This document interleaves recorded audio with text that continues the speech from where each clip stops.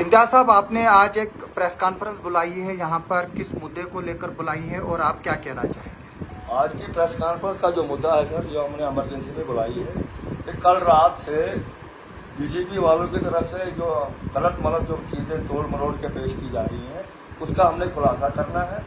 खासकर जिस दिन सजाद अहमद साहब पिछलों ने नॉमिनेशन फार्म भरा था, उन्होंने बस स्टैंड पे हमने एक जलसा रखा था।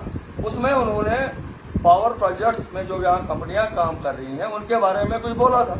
उसको उन्होंने एडिट करके किसी और ज़मीन में लेने की कोशिश की है, जो कि बीजेपी की बुनियादी जो फितरत है, उस पर मैं अपने भाई सबर्स फरियाद से गुजारिश करूंगा कि वो इस पर खुलासा करें। सबर्स फरियाद। देखिए, बड़ा दुर्भाग्य है एक ऐसी पॉलिटिकल पार्टी जो अपने मैनिफेस्टो पे बात नहीं कर रही, एक ऐसी पॉलिटिकल पार्टी जो यहाँ के युवाओं की जॉब्स की बात नहीं कर रही है, जो यहाँ की डेवलपमेंट की बात नहीं कर रही है, जो यहाँ के हेल्थ सेक्टर को इम्प्रूव करने की बात नहीं कर रही है।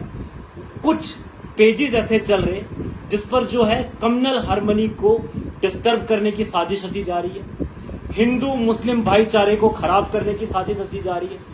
हम डीसी किश्तवाड़ से भी पुरजोर अपील करते, एसएसपी किश्तवाड़ से भी पुरजोर अपील करते, इलेक्शन कमीशन ऑफ इंडिया से भी अपील करते कि जो लोग ये पेजेस चला रहे, जो लोग ये आईटी सेल चला रहे, जो यहाँ के कम्युनल हार्मनी को डिस्टर्ब कर रहे, उन लोगों पर सख्त से सख्त कार्रवाई हो, ताकि यहाँ के कम्युनल हार्मनी का जो माहौल है, यहाँ का ब्रदरहुड जो है, वो डिस्टर्ब ना हो। दूसरी बात मैं आपको बताना चाहूंगा कि एक पार्टी, भारतीय जनता पार्टी, पिछले 10 सालों में असक्षम रही, फेल्ड रही है लोगों के काम करने में। आज इनके पास कोई मुद्दा नहीं है, आज इनके पास कोई एजेंडा नहीं है कि हम वोट किस पे मांगे।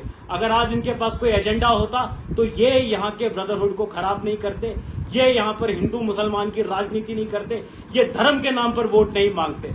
किसी मजहब को खतरा नहीं है।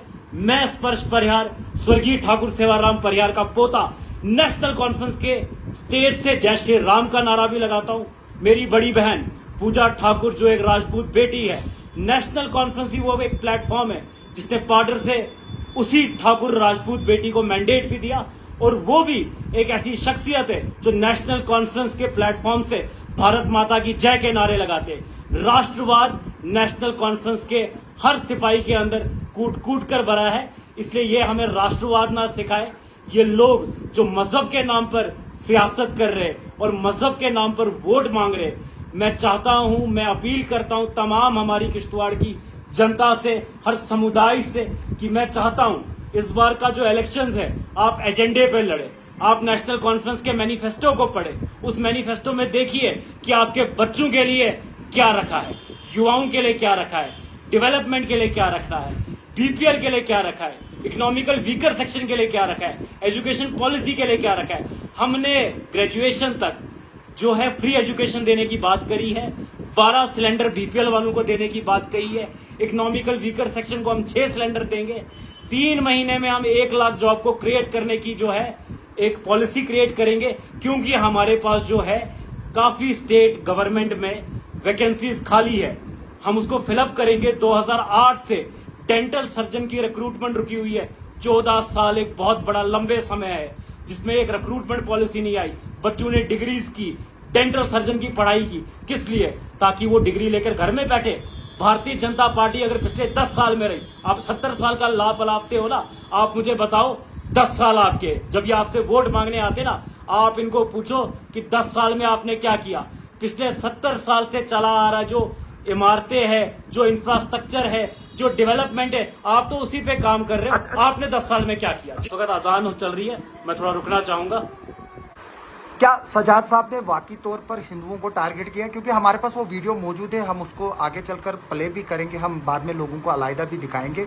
तो क्या वाकई सजाद किचलू ने हिंदुओं को उस वीडियो में धमकी दी है? देखिए, अगर सजाद साहब ने हिंदुओं को धमकी दी होती तो पहली चीज है कि ना मैं यहाँ होता, ना हमारे हिंदू भाई इस तंजीम के साथ होते। दूसरी बात मैं आपको बताना चाहूंगा कि उस दिन सजाद साहब नॉमिनेशन भरने जा रहे थे, जिस दिन उन्होंने ये तकरीर करी है, और इस तकरीर में, इस स्पीच में जो है उन्होंने पावर प्रोजेक्ट्स की मैनेजमेंट को क्लियर जो है वार्निंग दी है। उन्होंने कहा है कि पिछले 10 साल में जो किश्तवाड़ के युवाओं ने यहाँ पर सफर किया है, चाहे वो किसी समुदाय के लिए, हमने किश्तवाड़ के आवाम के लिए आवाज उठाई है। सजाद साहब ने उस स्पीच में किश्तवाड़ के युवाओं के लिए जो है कहा है कि 4 अक्टूबर के बाद सजाद अहमद किचलू, जो तुम पर्टिकुलर पार्टी के लोगों को फीड करते हो और पार्लियामेंट में तुमने क्या क्या करा उस पर टिप्पणी करी है। लेकिन कुछ पेजेस ने, कुछ लोगों ने जो यहाँ के माहौल को खराब करना चाहते थे, उन्होंने ये साजिश रची, उस वीडियो को शॉर्ट कर दिया, एडिट कर दिया और उसमें बहुत अनाप शनाप लिखा है जो यहाँ की कम्युनल हार्मनी को डिस्टर्ब करने की साजिश है। जी इम्तियाज साहब, आप इस मौके पर क्या कहेंगे, क्योंकि आप भी मौजूद थे, आप सीनियर लीडर हैं, जो इस तरह का जो वीडियो जिस पर आप कंट्रोवर्सी है, तो क्या आपको ये भी लगता है कि प्रोजेक्ट वालों को धमकी देना भी जायज़ है?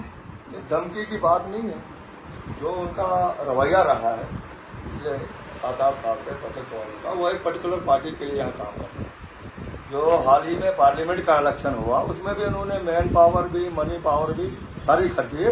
उसी ज़मन में बात हो रही थी, तो उस पर अगर सजाद साहब ने कोई टिप्पणी की है तो वो कोई गलत नहीं है, हम उसकी पूरी सपोर्ट करते हैं। तो इश्तियाक साहब, आप भी यहाँ पर है, आप स्पोक्स पर्सन है जोनल नेशनल कॉन्फ्रेंस के, तो जो ये कंट्रोवर्सी शुरू हुई है जिसको एक हिंदू मुस्लिम की रंगत दी गई, तो आप इस पर क्या बोलना चाहेंगे? जी, मैं ये कहना चाहूँगा कि सजाद साहब को पिछले 15 साल से वो उस सियासी खानदान से ताल्लुक़ रखते हैं। वो सीजन्ड लीडर है, वो कोई एक्सीडेंटल लीडर नहीं है।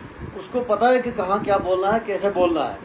वो उन्होंने जो कहा, उन्होंने कंपनी को टारगेट किया, क्योंकि कंपनी वालों ने पार्लियामेंट इलेक्शन में क्या और इस बार क्या रैलियों में कंपनी के लोग किस रैली में थे वो भी सब लोग जानते हैं। छुट्टी कैसे दी गई 2 दिन मुलाजमों को, कंपनी के मुलाजमों को, उस पर वार्न किया गया है। न कि हिंदू मुसलमान कोई बात थी वहाँ, आप भी वहाँ मौजूद थे, रिकॉर्डेड है वो वीडियो, वो पूरा शाया हुई है और ऐसी कोई बात ही नहीं है, ऐसा कोई जिक्र ही नहीं है। स्पर्श, आखिर पर अब आप लोगों को क्या कहना चाहेंगे? और दूसरी बात ये भी है कि पाडर में भी जो है वो राजपूत वर्सेस ब्राह्मण कंट्रोवर्सी को जो है वो तूल लग रहा है और सोशल मीडिया पर कुछ लोग जो है वो इस इशू को जो है वो बढ़ावा दे रहे हैं। तो क्या आपको ये भी लगता है कि जो पाडर में ब्राह्मण वर्सेस राजपूत कंट्रोवर्सी खड़ी की जा रही है वो भी एक तरह से ठीक है?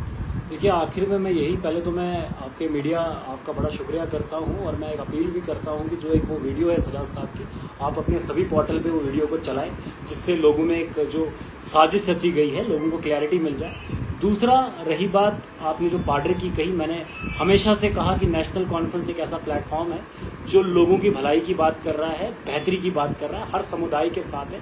तो मैं पाडर की जनता से भी यही अपील करूंगा, किश्तवाड़ की आवाम से भी यही अपील करूंगा और सभी समुदाय के लोगों से यही अपील करूंगा कि आप नेशनल कॉन्फ्रेंस को बढ़ चढ़ के 18 सितंबर को हल्का बटन दबाएं, सजाद अहमद किचलू साहब और पूजा ठाकुर जी को जो है बढ़ चढ़ के इनको सपोर्ट करें, ताकि जो 10 साल में आपने सफ़र किया है, आगे चल के वो सफ़र, वो जो आपने बर्दाश्त करा, वो आगे ना करना पड़े। जो हैरासमेंट 10 साल में यहाँ के लोगों ने सही, वो हैरासमेंट आगे चलकर जो है लोगों को ना सहनी पड़े। इसलिए मैं तमाम यहाँ की आवाम से अपील करूंगा कि नेशनल कॉन्फ्रेंस एक अकेला प्लेटफॉर्म है जो आपके तमाम मसलों को सॉल्व करेगा। जी।